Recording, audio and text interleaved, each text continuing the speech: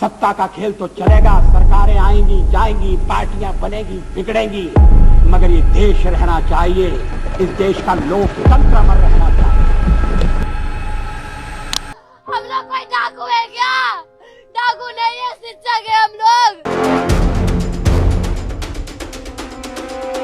ऐसी लकड़ियों से क्यों मारा जा रहा था?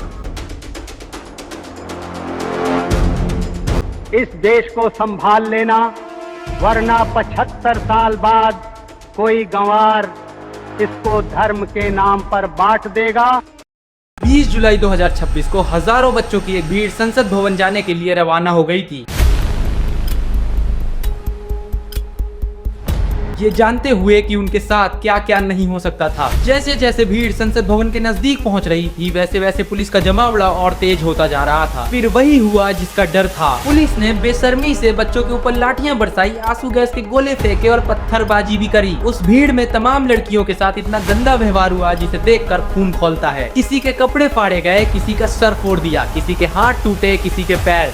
ये सब किस लिए? अपना ही हक मांगने के लिए। आपकी एक गलती का इंतजार कर रहा है, पीस मेंटेन करना है। सब मिलकर एक अच्छी व्यवस्था बनाएं।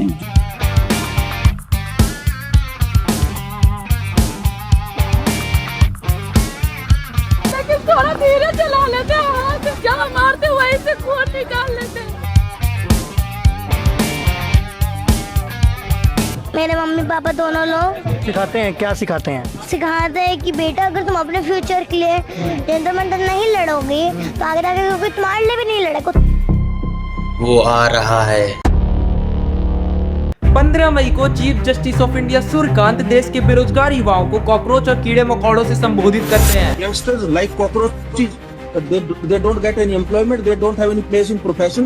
Some of them become media. Some of them become social media. Some of them become RTI activists. जिसे सुनकर सिर्फ युवाओं ने नहीं बल्कि पूरे देश ने बेइज्जती महसूस करी। इसी बीच नीट पेपर लीक और एजुकेशन सिस्टम की कई सारी इरेगुलरिटी से भी जनता काफी ज्यादा परेशान थी। 16 मई अभिजीत दीप के नाम का एक आदमी सोशल मीडिया पर कॉकरोच जनता पार्टी नाम से एक पेज बनाता है, जो युवाओं के बीच काफी तेजी से पॉपुलर होने लगा। धीरे धीरे समय बीतता गया, लोग शांत होते गए और हमेशा की तरह लोगों ने एक्सेप्ट कर लिया कि इस देश में पेपर लीक का कोई कुछ नहीं कर सकता। सबको लगने लगा कि दूसरे ट्रेंड्स की तरह ये ट्रेंड भी बहुत जल्दी खत्म हो जाएगा। 6 जून सुबह सुबह अभिजीत दीप के अमेरिका से सीधे इंडिया लैंड होता है। इंदिरा गांधी इंटरनेशनल एयरपोर्ट से बाहर निकलते वक्त दीप के हाथ में डॉक्टर भीमराव अम्बेडकर की ये किताब थी, जिससे साफ जाहिर था इस बार लड़ाई लोकतंत्र से है। एयरपोर्ट से वो सीधा जंतर मंतर पहुँचे, जहाँ बहुत से बच्चे इंतजार कर रहे थे। किसका?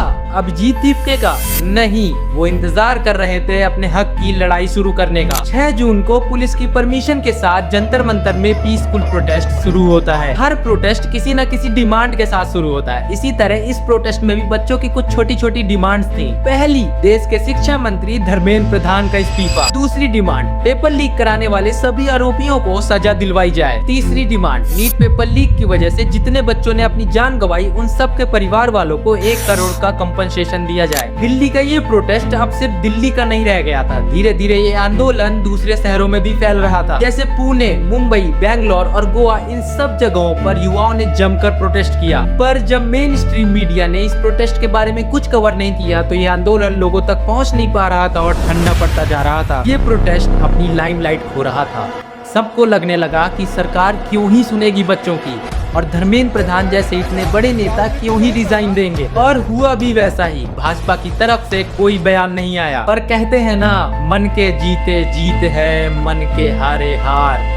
हार गए जो बिल लड़े, तुम पे है धिक्कार। जो आंदोलन अपनी राह से भटक रहा था, जिन बच्चों को सरकार आड़े हाथों ले रही थी, उन बच्चों का साथ और सहयोग देने आते हैं सोनम वांगचुक। सोनम वांगचुक, जिन्होंने पहले भी लद्दाख को बचाने के लिए आंदोलन कर रखा था, वो आज युवाओं के साथ कदम से कदम मिलाकर खड़े थे। 28 जून को सोनम वांगचुक आमरण अनशन पर बैठ गए। अब कई लोग सवाल करने लगे कि सोनम वांगचुक चाइना के एजेंट हैं। अरे सोनम वांगचुक ये एजेंट है चाइना का। उनसे मैं यही कहूंगा कि अभी तक धर्मेंद्र प्रधान से सवाल पूछ रहे थे, अब जाकर गृह मंत्री अमित शाह से सवाल पूछो कि चाइना का एजेंट देश में घुसा कैसे, और घुस भी गया तो इतने सालों से देश में कर क्या रहा है। खैर आगे बढ़ते हैं। अभी तक ये मूवमेंट बहुत छोटा और ग्राउंड लेवल पर था, लेकिन जैसे जैसे दिन बीतते गए कई सारे अपोजिशन के नेताओं ने भी इस प्रोटेस्ट को ज्वाइन किया। सबसे पहले अरविंद केजरीवाल वहां पहुंचे और बच्चों को अपना समर्थन दिया। उसके बाद डिम्पल यादव भी पहुंची। धीरे धीरे जो मूवमेंट ग्राउंड लेवल पर था वो सोशल मीडिया पर तेजी से फैलने लगा। बहुत से सेलिब्रिटी और इन्फ्लुएंसर वीडियो बनाकर अपना समर्थन देने लगे, जिससे आंदोलन और भी चर्चा पर आ गया। पर मीडिया कुछ कवर नहीं कर रही थी और दूसरी तरफ हमारे इंडिपेंडेंट जर्नलिस्ट पूरी जान लगाकर इस प्रोटेस्ट को कवर कर रहे थे। कैमरा पर्सन बात दिखाइए, दिखाओ। धीरे धीरे देश के अलग अलग राज्य से लोग जंतर मंतर पर पहुंच रहे थे और दूसरी तरफ 22 दिन से अनशन पर बैठे सोनम वांगचुक की तबीयत बहुत ज्यादा खराब हो रही थी। 18 जुलाई सुबह के 6:30 बजे दिल्ली पुलिस सोनम वांगचुक को उठा कर ले जाती है, लिटरली उठा कर ले जाती है और जाके उन्हें सफदरजंग अस्पताल में एडमिट करा दिया जाता है, जो बहुत फोर्सफुली होता है। थोड़ी देर बाद उनकी वाइफ वहाँ पहुँचती है और उन्हें मेदांता हॉस्पिटल शिफ्ट करा देती है, जहाँ वो अपनी भूख हड़ताल चालू रखते हैं। और 20 जुलाई को, जिस दिन पार्लियामेंट में मॉनसून सेशन का पहला दिन था, वो अनाउंस करते हैं कि उसी दिन जंतर मंतर से सभी लोग संसद भवन की तरफ जाएंगे, आंदोलन कर सकते हैं। वैसे ही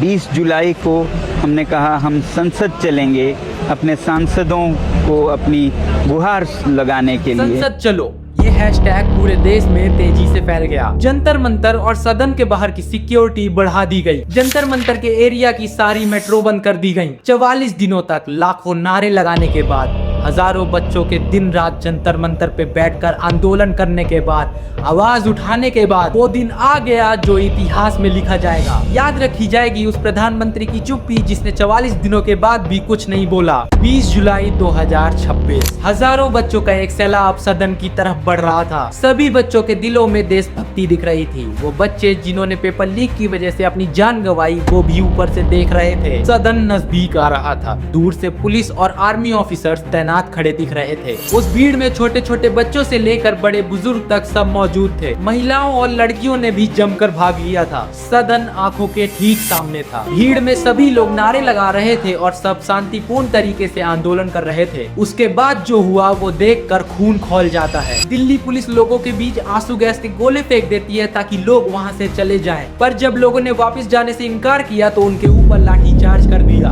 उस भीड़ में छोटे छोटे बच्चे थे जिन्हें लाठियों से मारा गया। एक पुलिस वाले ने 10 साल के बच्चे को थप्पड़ मार दिया। 8 साल की बच्ची का पैर तोड़ दिया। महिलाओं के साथ इतना गंदा व्यवहार किया जो शायद दुश्मन की बेटियों के साथ भी नहीं करना चाहिए। लड़कियों के मार मार के कपड़े फाड़ दिए। लाठियों में कील लगाकर मारा। उसके बाद भी युवाओं ने पुलिस के सामने बैठकर गुलाब दिखाए। लाठीचार्ज करते वक्त कई पुलिस ऑफिसर्स भी घायल हुए। धीरे धीरे अपोजिशन से और लोग भी शामिल हुए, जैसे कि उत्तर प्रदेश से अखिलेश यादव भी पहुंचे, जहां जब पुलिस उन्हें बस में भर कर ले जा रही थी तो लोगों ने उन्हें घेर लिया और दिल्ली में उनका फ्री का रोड शो हो गया। दूसरी तरफ जब राहुल गांधी वहां पहुंचे तो पुलिस ने उन्हें गोद में ही उठा लिया। बहुत सारे लोग घायल हुए, किसी का सर फटा, किसी के हाथ पैर टूटे, लेकिन उसके बाद भी लोग वहां पर खड़े रहे। अब दूसरी तरफ आंदोलन देश भर में फैल गया था। पटना में जब आंदोलन हुआ तो लोग आंदोलन में ही मजे करने लगे। कोई बैरिकेड लेकर भागा तो किसी ने पुलिस की जीप ही हाईजैक कर ली। आंसू गैस छोड़ने के लिए और वाटर कैनन चलाने के लिए डिमांड भी कर दी।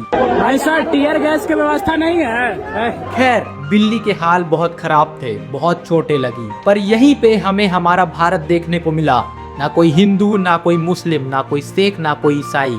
वहाँ सब एक थे, हिंदुस्तानी। सब ने एक दूसरे की मदद करी, मेडिकल हेल्प करी, दवाइयाँ लगाई। पूरे देश भर से अनजान लोग जोमेटो से खाना ऑर्डर कर रहे थे ताकि वहाँ के लोग भूखे ना रहें। इतना सब होने के बाद भी कई लोग कह रहे थे कि सीजेपी की फंडिंग फॉरेन से आती है। इसके बाद फॉरेन मिनिस्ट्री को सामने आना पड़ा और बताना पड़ा कि इस प्रोटेस्ट में कोई भी फॉरेन फंडिंग शामिल नहीं है। मैं ये कहना चाहूँगा कि मेरे पास इस मसले पर किसी प्रकार का कोई इंफॉर्मेशन आपसे साझा करने के लिए नहीं है। 22 जुलाई मोदी जी फाइनली इस प्रोटेस्ट के लिए कुछ बोलते हैं। वो लिखते हैं, nothing is more important than the welfare and future of our youth. इसके बाद वो अगले दिन एक और ट्वीट करते हैं जिसमें लिखते हैं, मैं सोनम जी से आग्रह करता हूँ कि वो डॉक्टरों की सलाह के अनुसार अपनी दिनचर्या देखें और जल्द से जल्द अपना पुराना वजन फिर से प्राप्त करें।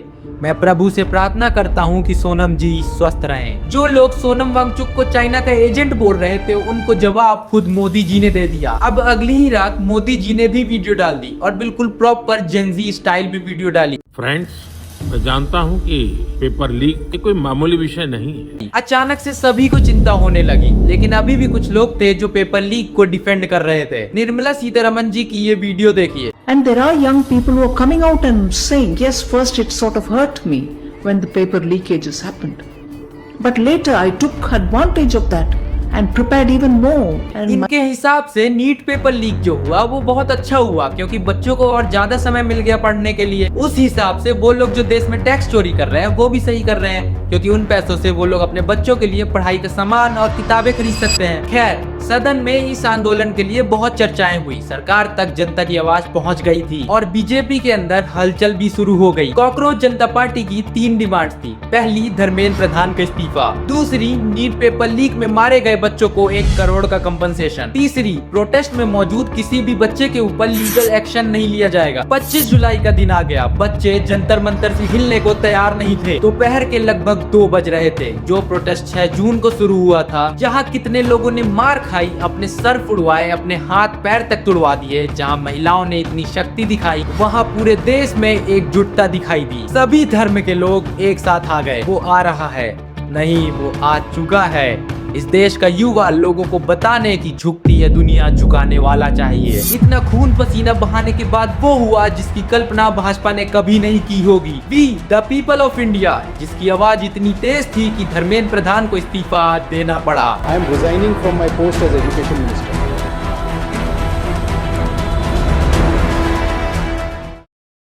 अपने ही जवान गुलाम थे, उन्होंने गोली मारी थी, अब में सिर्फ फर्क इतना है, आपने लाठी मारी है। क्या साहब, मुझ में तादा ना, हम तो शहीद हैं, हर युग में जन्म लेंगे।